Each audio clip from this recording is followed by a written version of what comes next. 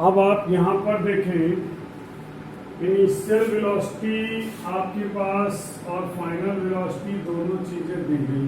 मास है 0.150, final velocity क्या है 20। लेकिन आप देखो लीनियर मोमेंटम कैसी क्वांटिटी है, लीनियर मोमेंटम वेक्टर क्वांटिटी है। तो अगर मैं u की डायरेक्शन पॉजिटिव लूंगा तो v की डायरेक्शन नेगेटिव लूंगा। अब वो -12 यह आएगा F इक्वल टू 0.15 अपॉन 0.01 -32 क्या F इक्वल टू 15 इंटू -32 -480 का मतलब क्या है, बॉल जिस डायरेक्शन में आएगी बैट उसके अपोजिट डायरेक्शन में उसको हिट करेगा। बॉल जिस डायरेक्शन से आएगी बैट उसको अपोजिट डायरेक्शन से हिट करेगा। ये लॉजिक यहाँ पर आएगा। पॉइंट समझ में आया। नेक्स्ट क्वेश्चन एक और देखें। अब आप यहाँ पर देखें बहुत ध्यान से, और मैं आपको एक बात बता दूं, ये जितने भी क्वेश्चन मैं आपको डिस्कस कर रहा हूँ they all are very important. अगर आपके टीचर ने इस टॉपिक पर बेस्ड क्वेश्चन दिए तो इनमें से आने के चांसेस भी रहेंगे, और सारे क्वेश्चंस बहुत अच्छे हैं। ये टॉपिक स्कूल के लिए, बोर्ड के लिए, बोर्ड के बाद आप कॉम्पिटिटिव एग्जाम देंगे उनके लिए, फ्यूचर में आप पब्लिक सेक्टर पीएसयू अदर्स में देंगे, तो ये Newton's law of motion topic बहुत इंपॉर्टेंट रोल प्ले करता है सिलेक्शन में। एक टाइम था आज से लगभग 15 ईयर पहले जब लोग सिर्फ मैकेनिक्स पोर्शन को करके आईआईटी में सेलेक्ट हो जाते थे, क्योंकि उस समय आईआईटी में around 60% question motion in straight line, Newton's law of motion, work energy power, rotational motion पर ही बेस्ड होते थे 60%। अब वो परसेंटेज रिड्यूस होकर अबाउट 25% रह गया है। अब ब्रॉड वे में पूरा सिलेबस कवर किया जाता है, इसलिए फिर भी अभी भी वेटेज है, और इसका कॉन्सेप्ट क्लियर होना मतलब आपको फिजिक्स अच्छी आना है। तो आप यहाँ पर एक क्वेश्चन देखें, आपको दिया गया है a ball moving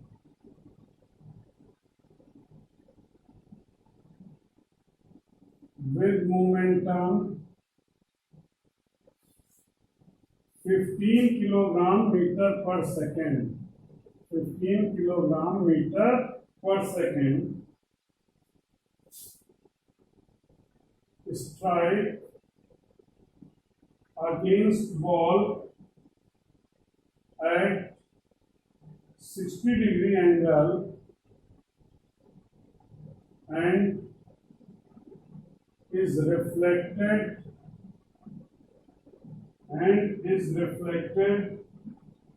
at same angle with its initial speed.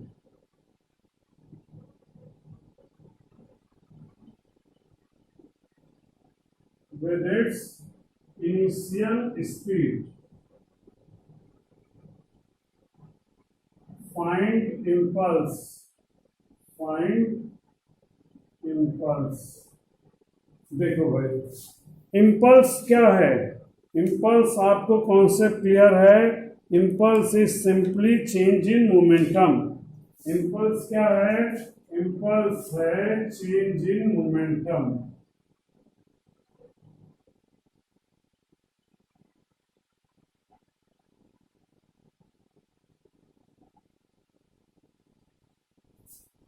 तो यहाँ पर है ball is moving with momentum 15 kilogram metre per second. तो ये हमारी बॉल है,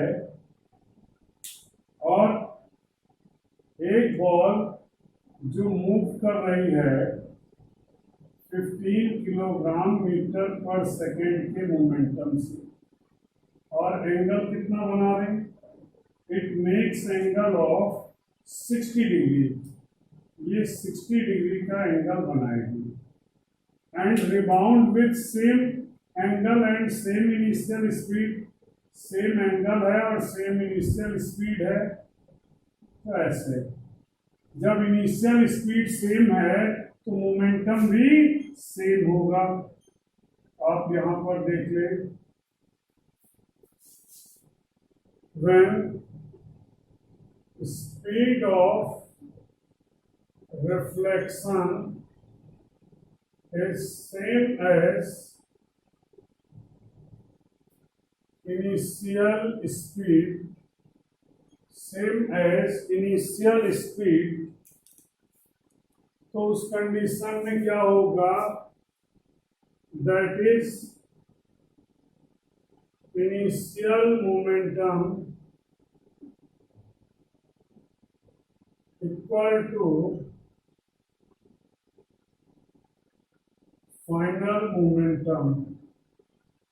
इनिशियल मोमेंटम फाइनल मोमेंटम के इक्वल होगा। अब हमें यहाँ पर क्या डिफाइन करना है, now we define that find impulse. Impulse हमें फाइंड करना है, तो इम्पल्स किसके इक्वल होगा, इम्पल्स चेंज इन मोमेंटम के इक्वल होगा। तो यहाँ पर है आपको 15 दिया गया है, एंगल के साथ वाला कंपोनेंट कॉस कंपोनेंट 15 कॉस 16, सामने वाला कंपोनेंट 15 साइन 60।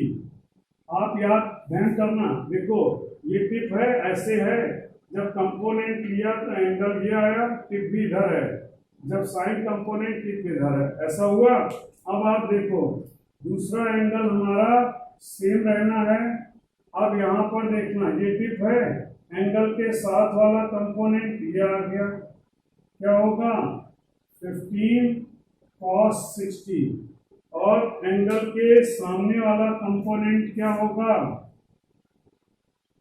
15 sin 60। क्यों, मैंने आपको बताया था एंगल के साथ वाला कंपोनेंट कॉस कंपोनेंट है, सामने वाला कंपोनेंट साइन कंपोनेंट है। तो आप यहाँ पर देख सकते हो there is no change in sine component, तो साइन कंपोनेंट में कोई चेंज नहीं हुआ, जो चेंज हुआ वो कॉस कंपोनेंट में हुआ, जो चेंज हो रहा है वो कॉस कंपोनेंट में हो रहा है। There is no change in sine component, sine component में कोई चेंज नहीं हुआ। और इम्पल्स किसके इक्वल है, चेंज इन मोमेंटम। तो आप यहां पर लिखोगे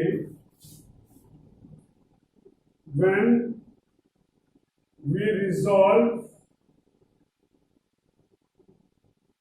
linear momentum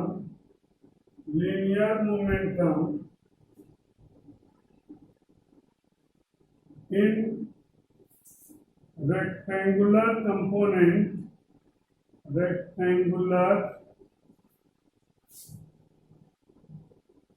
component, then there is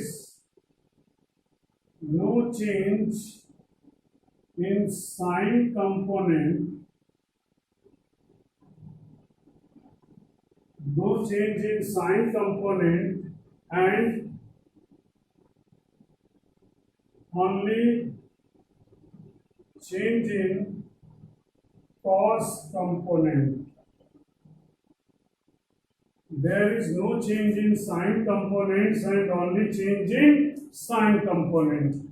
So, there is no change in sine component, only change in cos component. तो इम्पल्स किसके इक्वल होगा, साइन कंपोनेंट तो लेने नहीं है, सिर्फ कॉस कंपोनेंट लेना है। अब आप देखो ये पॉजिटिव एक्स डायरेक्शन है, ये नेगेटिव एक्स डायरेक्शन है, तो फाइनल माइनस इनिशियल करूंगा तो ये फाइनल का हो गया कंपोनेंट, ये इनिशियल का, तो वैल्यू पुट कर ली जाए, क्या आएगी, impulse equal to -15 cos 60 -15 cos 60, तो -2 times 15 cos 60, तो -30 into 1/2 -15 kilogram metre per second. -15 kilogram metre per second. ये चीज रहेगी, ये कॉन्सेप्ट आएगा। कोई डाउट नहीं है आपको? कॉन्सेप्ट एकदम क्लियर है आपका, ठीक है, पॉइंट एकदम क्लियर है, आपको चीज समझ में आ गई होगी कि इस तरह से हम लोग इम्पल्स निकाल सकते हैं।